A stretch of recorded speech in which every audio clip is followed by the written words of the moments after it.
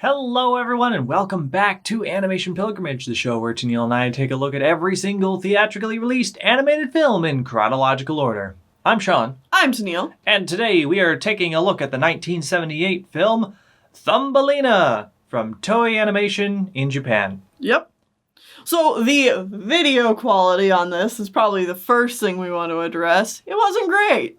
Yeah, it's a VHS rip, and the VHS quality is one of those where they took a widescreen format movie and then they squished it a little bit and then cropped off the edges to make it full screen, and it just looks bad.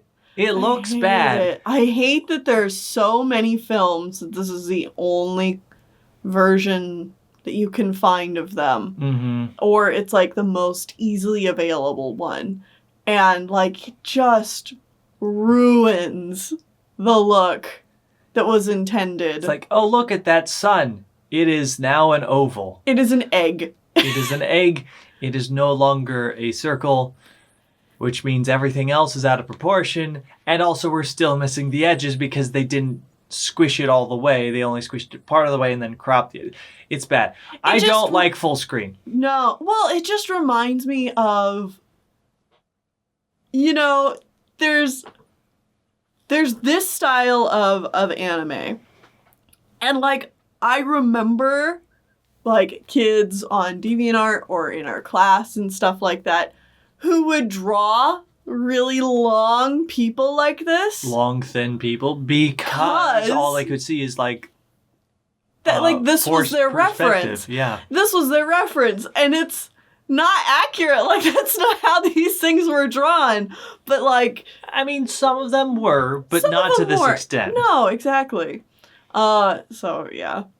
Another thing. Oh, and I hope that sometime during the point where we were talking about this, you showed more what it was supposed to look like versus how we saw it. Yeah, I'll see what I can do. Yeah. But anyway, another thing you might notice as we watch this movie is that some of these character designs are a little familiar. They just, something about them. Specifically, these turtles. I love how the weird turtle dogs are the things that tipped us off. Gave it away. We were watching the film, I'm like, Osamu Tezuka doesn't work at Toei. Prove me wrong, because Osamu Tezuka came to Toei to design these characters for some reason. And it's pretty obvious.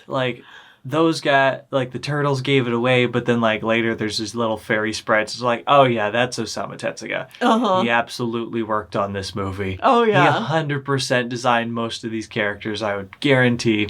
Uh-huh. To both the betterment and, it comes with all the Osamu Tezuka stuff. The anthropomorphized animals have this kind of unsettling, uncanny valley-ish feel to them. Mm-hmm. But other than that, his designs are cute and they're good. In general, I would say that this is, it's Thumbelina. It's Thumbelina as done by Toei, so it's a very straightforward retelling of Thumbelina. Yeah, it's just Thumbelina, and it's very, very, very Toei. It's got a lot of the Toei animation quirks and humor qualities, and it's really there's an added character whose name is Buzzer, and he's a beetle even though he looks like a bee. Yeah, I don't know, but it's old woman wants a child, so she gets a tiny little girl that she names Thumbelina. The girl then finds a fairy princess and their fairy prince, and they fall in love, but then she gets kidnapped by frogs. And then she helps a butterfly, and then she spends the winter in a cave with a mouse and a mole that really, really wants to get down. And then she escapes with the use of a bird, and then she finds the prince again and gets married, and the movie's over. Yep. That's the story of Thumbelina. That's the same thing that happens here. I will say, the biggest difference I feel is the feeling of the movie.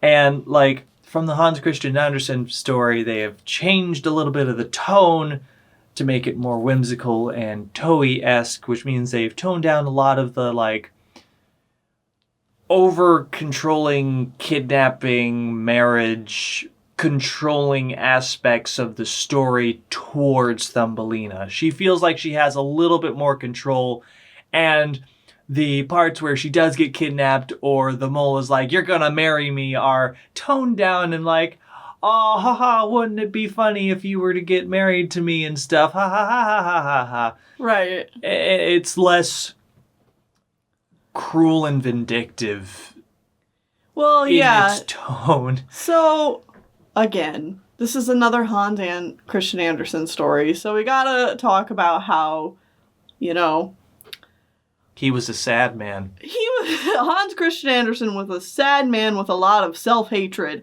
and that definitely bled into his writing. And, you know, it's easy to look at these stories without a critical eye and just go, oh, what a nice, you know, fairy tale children's story. But then, like, you look at the themes, and yeah, it's like, you know, Thumbelina is a story about arranged marriages and being self-sacrificing to the point of, like, completely destroying your life.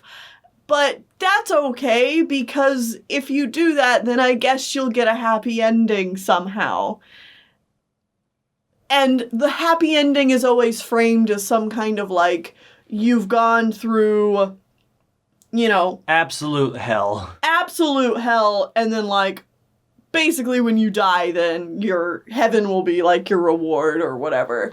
And it's like, oh god, it's pretty depressing. But yeah, this movie definitely tones a lot of that stuff down. This is a better adaptation than the Little Mermaid one was. Mm-hmm. With toning it down. However, I feel like Thumbelina is such a worse story. You know? It's just not great.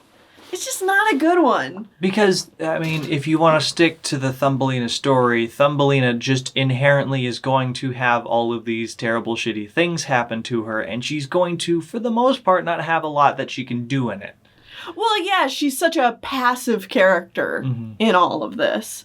And unfortunately, that's one part where this movie kind of falters, is because they've added a few characters to, you know, be the fun sidekicks. Thumbelina has even less agency in her own story because they want to give these side characters something to do. And so Thumbelina really doesn't make any decision or any kind of opinion. Other than, I'm going to be nice and helpful. Yeah, until like the last third of the movie where She helps the bird. Yeah, it's like, you know, and again, it's one of those, like, really stupid, self-sacrificing kind of decisions that's, like, honestly not helpful to anyone, but because this is a fairy tale, like, it works out in the end. Mm-hmm. One thing I also dislike about this story of Thumbelina is it feels like the setup is for a completely different story than the story you get. So the whole setup of Thumbelina is, once upon a time, there was a widow who really wanted a child, but she couldn't have a child. And so, you know, she prayed to God, and God told her to, like, plant a flower, and then she gets this tiny little girl. And, like, that's your setup. It's like, okay, so this is going to be the adventures of little 1-inch girl and her mom. No. Mom is, like, completely thrown off to the side. You're lucky if mom ever shows up later on in the film. She does in this one. She shows up At the wedding. at the very end. But otherwise, she's not in it. And in most adaptations, she's gone. Right. But it's like the setup is all around her wanting a child.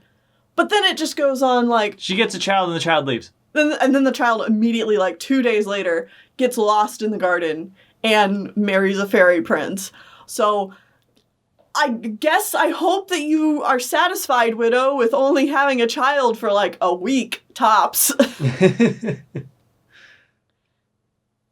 The animation quality in this movie also was not terribly great. It was pretty stock. It was nothing wowed me other than like the very first piece of animation we saw, which was the old lady cracking a walnut. Mm-hmm. Like, she cracks a walnut, and it was like, oh, that was a good piece of animation that like was dynamic and stuff. And then the rest of the movie was just like super generic things panning along things. And it's very much just fine. Like, it's not bad, but it's not gonna like do anything. Impress you. The background art is kind of the same.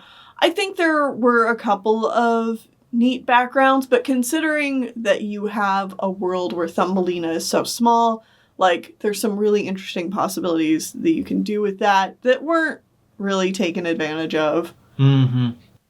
Also, unsurprisingly, this was another, or at least as far as I can tell, this is probably a part of the same World Masterpiece Theater collection Japan was doing. Yeah, that wouldn't surprise me. I think this movie does technically I think the movie has that title. Overtitle in Japanese, but like it got dropped when it came to America. Yeah. Because it didn't make any sense for America. Yeah. Yeah, I don't know. I don't think there's a whole lot more to say about this one. Mm-hmm. I honestly think it's a better movie than the Don Bluth version. But we haven't gotten there yet. We haven't gotten there yet, and it's been a really long time since I've seen the Don Bluth movie. But, like, that obviously comes with some, like... personal opinion and baggage? No, I wouldn't say that. It comes with its own ups and downs. Like, I think this is an overall better package, but the Don Bluth movie has, like, more character to it, even if that more character to it is a bit more rough around the edges and flawed. Okay. You know what I mean? I don't know if I've ever seen that version of the movie, so I can't We'll get to it. Yeah. Either way, that's it for the 1978 version. Yeah. I would say probably just skip it. Yeah. Like, it's not going to offend you in any way if you watch it, but I don't feel like there's anything really worthwhile checking out unless you're a diehard Hans Christian Andersen fan or something. Yeah. So, next time, we're watching a movie about a TV team, a Super Sentai team from Japan. Uh-huh. We're watching Science Ninja Team Gatchaman, the movie. Oh boy. I don't know anything about these people. I don't either. Let's go. Woo!